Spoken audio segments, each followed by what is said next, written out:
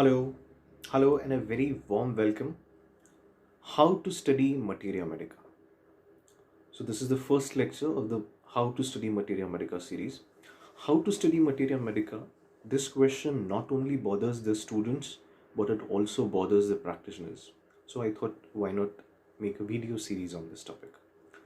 So, our pioneers, our past stalwarts, as well as our contemporary stalwarts, have given us certain guidelines as to how Materia Medica should be studied.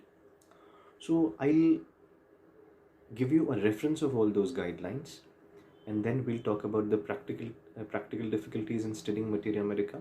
And you can drop your comments in the comment section what difficulties you face in the study of Materia Medica. So we'll start with the first tip, or we'll start with the first point.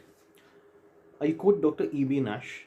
Dr. E.B. Nash in his sulfur monogram, he says that one remedy well studied is better than several not half understood. One remedy well studied is better than several not half understood. So, one of the best ways to study Materia Medica is to emphasize on one drug at a time, is to focus on one drug at a time, to study it in itself and to study the remedies which are in relation to it, right? The remedy relations of that remedy.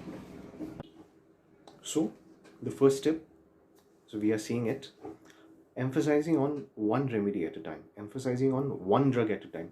What students generally do is when exams are very near or when they need to study, they study many drugs on the same day or in a few period of days, so which is not advisable at all. So, and it's not only about students, even it happens with us also. When we come across some different dimensions of certain drugs, or when we study some new interesting rubrics, we try to study many remedies together, which is not advisable.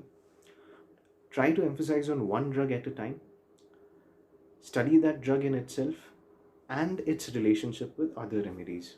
This is the first tip, or this is the first point. And instead of knowing bits and parcels of many remedies, it is always advisable to begin with, it is always advisable to study relatively less number of drugs, but study them thoroughly from different materia medicas, from various materia medicas. Our different stalwarts, right from Dr. M.L. Tyler to Dr. Elias Barker to Dr. Rajan Shankaran sir, they all have advised how wise it is to study a drug from different materia medicas.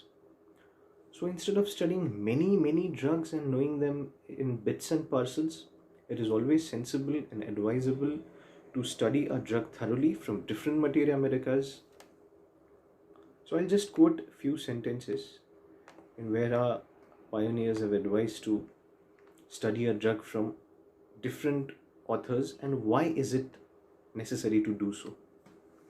So Dr. M.L. Tyler says that different persons realize or visualize the same drug in different ways, according to their experience of its different powers and uses. Different persons realize or visualize the same drug in different ways according to their experiences of its different powers and uses. It is therefore wise to study a drug described by different writers. One finds one point emphasized by one opponent and one by another. Dr. Elias Barker says that different doctors are obviously apt to give different pictures if they try to compress the vast potentialities of a drug in few lines. Different doctors are obviously apt to give different pictures if they try to compress the vast potentialities of a drug in few lines. Dr. Rajan Shankaran sir says that for a long time I hesitated to write a book on remedies because I am well aware of the dangers inherent in such an undertaking.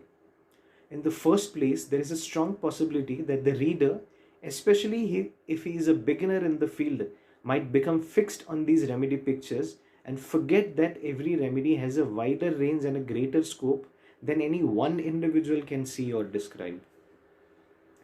All this is very relatable to a story which is there in Hindu, Jain and in the Buddhist text. So there's an incident in which six blind men, six differently able men, they had come across the elephant for the very first time. So they tried to uh, perceive the elephant in their own way, being differently abled, being blind. Obviously, they couldn't see it, so they tried to feel it in their own way. So one person, I'm so sorry, one person held the tusk of the elephant. He said that the elephant is like a spear, bhale ki tarah. One person held the tail of the elephant. He said that the elephant is like a rope.